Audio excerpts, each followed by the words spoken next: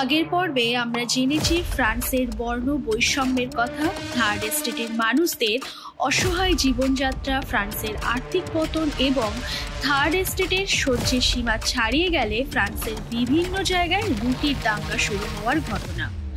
রাজা ষোড়শ লুইয়ের অবিবেচক রাষ্ট্রনীতি, বিলাসবহুল জীবনযাপন, সাধারণ মানুষের অসহায়তার দিকে খেয়াল না করা, প্রাকৃতিক বিপর্যয়, বিদেশি ঋণ ও যুদ্ধ নীতিতে ঘরে বাইরের দ্বন্দ্বে জর্জরিত হয়ে আর্থিক দিক থেকে সম্পূর্ণভাবে ভেঙে পড়ে।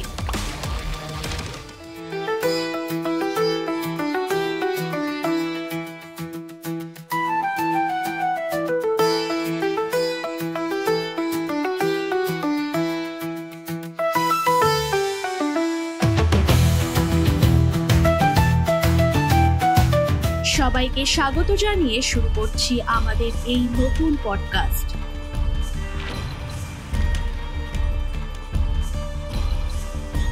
আজ আমরা দেখব ফরাসি বিপ্লব কিভাবে শুরু হয়েছিল, কিন্তু তার আগে ফ্রান্সের দৈব রাজতন্ত্রের বিষয়ে দু চার কথা বলে। ফ্রান্সে একটি অন্যতম মতবাদ ছিল ঐশ্বরিক মতবাদ, আর এই মতবাদ অনুযায়ী রাষ্ট্রের প্রধান হলেন রাজা। তিনি ঈশ্বরের প্রতিনিধি। রাজা কোনো ভুল করতে পারেন না। রাজা যদি ভুল করেও থাকেন, সে তার প্রজাদের কাছে জবাবদিহি করবেন না। এছাড়া জনগণ রাজাকে নিয়োগ বা নির্বাচন করতে পারবে না। এখানে আরো বলা হয়, ঈশ্বর নাকি তার প্রতিনিধি রূপে রাজাকে দিয়ে শাসন কার্য করে থাকেন। রাজা বা নরপতি হলেন সর্বশ্রেষ্ঠ। সাধারণ মানুষের কাছে তিনি পূজনীয়। ফ্রান্সের রাজা পঞ্চদশ লুই ও ষোড়শ লুই দৈব রাজতন্ত্রে বিশ্বাসী ছিলেন। এই দৈব ক্ষমতা বলে তারা ফ্রান্সের পার্লামেন্ট স্টেটস জেনারেলের দরজা 175 বছর ধরে বন্ধ রেখেছিলেন এবং তারা কোনো জনপ্রতিনিধি সভার নিয়মকানুন মানতেন না। দৈব অধিকারের দোহাই দিয়ে রাজারা স্বৈরাচারী শাসন প্রতিষ্ঠা করেন ও ভয় দেখিয়ে মিথ্যা অভিযোগ এনে সাধারণ মধ্যবিত্ত মানুষের উপর অত্যাচার করতেন। বিখ্যাত ফরাসি দার্শনিক মন্তেস্কো তার লেখা দ্য স্পিরিট অব লজ বইতে এর তীব্র সমালোচনা করেন ও ব্যক্তি স্বাধীনতার সংরক্ষণের জন্য রাষ্ট্রের শাসন, আইন ও বিচার বিভাগকে আলাদা করার দাবি তোলেন। ফরাসি বিপ্লবের জনক রুশো 1755 খ্রিস্টাব্দে প্রকাশিত অসাম্যের সূত্রপাত গ্রন্থে তিনি বলেছেন, মানুষ স্বাধীন সত্তা নিয়েই জন্মায়, কিন্তু সর্বত্রই সে শৃঙ্খলে আবদ্ধ। এছাড়াও ঐতিহাসিক, নাট্যকার, কবি, দার্শনিক ও প্রগতিশীল চিন্তাবিদ ভলতেয়ার তার লেখার মাধ্যমে যাজক ও অভিজাতদের দুরাচার ও ব্যভিচার চোখে আঙুল দিয়ে দেখিয়ে দিয়েছিলেন সাধারণ মানুষকে। ফ্রান্সের রাজাদের স্বৈরাচারী শাসন ও দুর্নীতিগ্রস্ত মনোভাবের কারণে সমাজে সমানাধিকার কখনো গড়ে উঠতে পারেনি। আর দীর্ঘ সময় ধরে রাজার অপচয়, দুর্নীতিগ্রস্ত ও স্বৈরাচারী শাসন ব্যবস্থার ফলে ফ্রান্স একসময় আর্থিক সমস্যায় পড়ে। রাজা ষোড়শ লুই তখন দেউলিয়া হতে বসা ফ্রান্সকে বাঁচাতে মরিয়া হয়ে ওঠেন। তিনি মন্ত্রিসভার পরিবর্তন করে একে একে 4 জন অর্থমন্ত্রীকে নিযুক্ত করেন: টুর্গো, নেকার, ক্যালন আর ব্রিয়া।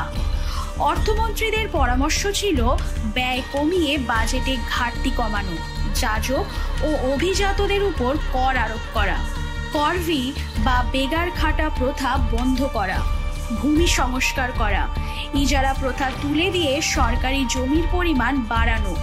এছাড়া জমির উর্বরতা অনুযায়ী 2.5 থেকে 5% কর দিতে হবে ও কাউন্সিল অফ নোটেবলস বা বিশিষ্টজনের সভায় সবাইকে ডাকতে হবে। তারা অনেক নিয়ম পরিবর্তনের চেষ্টা করলেও অভিজাত শ্রেণীর বাধায় কিছুই কার্যকর হয় না। অবশেষে রাজা ষোড়শ লুই রেগে গিয়ে 1788 খ্রিস্টাব্দে কাউন্সিল অফ নোটেবলস মানে বিশিষ্টজনের সভা বন্ধ করে দেন। আর ব্রিয়া আর্থিক সংস্করণের চেষ্টা করলে অভিজাত বিপ্লব শুরু হয় এবং স্টেটস জেনারেল খুলে দেওয়ার দাবি ওঠে।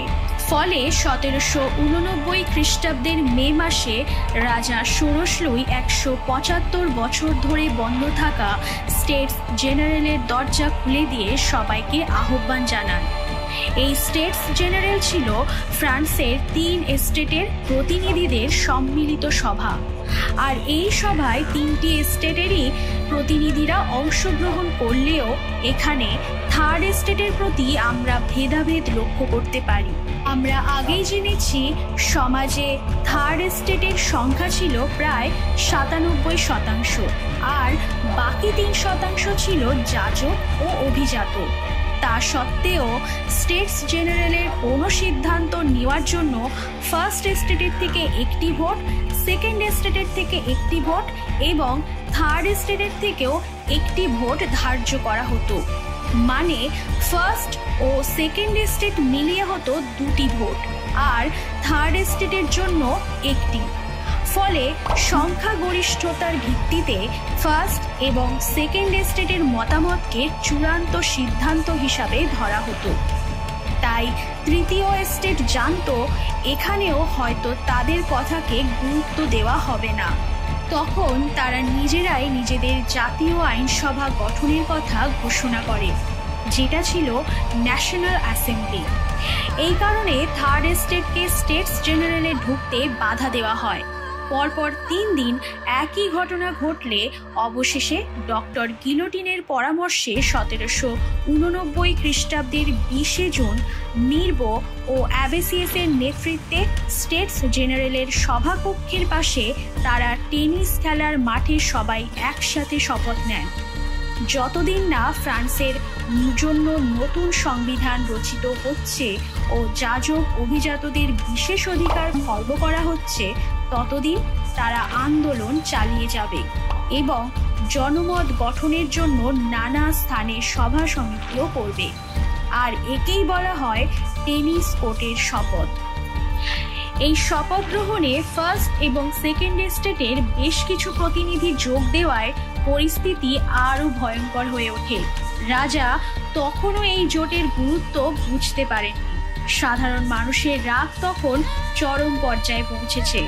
এরপর 14 জুলাই 1789-এ তারা প্যারিসের বাস্তিল কারাগার ঘিরে ফেলে, যেটা ছিল তৎকালীন স্বৈরাচারী রাজতন্ত্রের প্রতীক।